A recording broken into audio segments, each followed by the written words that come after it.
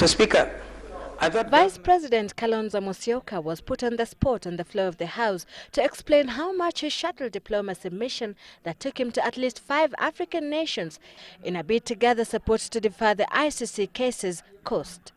The total cost of these visits for our delegation amounts to 31.5 million Kenya shillings. However, some MPs questioned whether the VP's mission was value for money.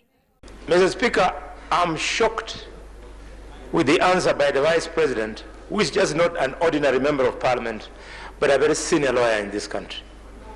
Mr. Speaker, the Vice President knows that there is a law that governs the ICC.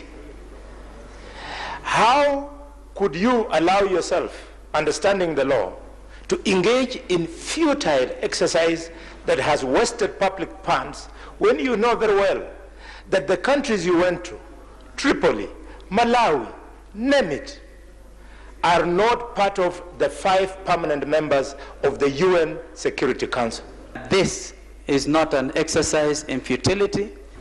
Were the views of the victims, surviving victims of the post-election violence, the IDPs, taken into account, or it was just the comfort of the Ocampo 6 that is driving the government? And it is not that you are out to save the Ocampo 6. We are just bringing integrity of the nation state back to where it truly belongs, because ICC is a court of last resort.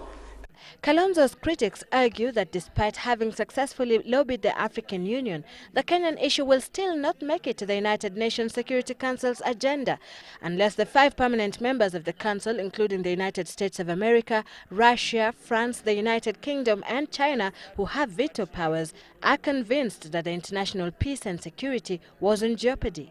The Vice President tell us why they are not taking the much shorter step of appearing before that court as is provided for in the Rome Statute and applying for deferment rather than wasting public funds, when they know that under the Rome Statute the deferment can only be listened to on grounds of breaches of international peace and security.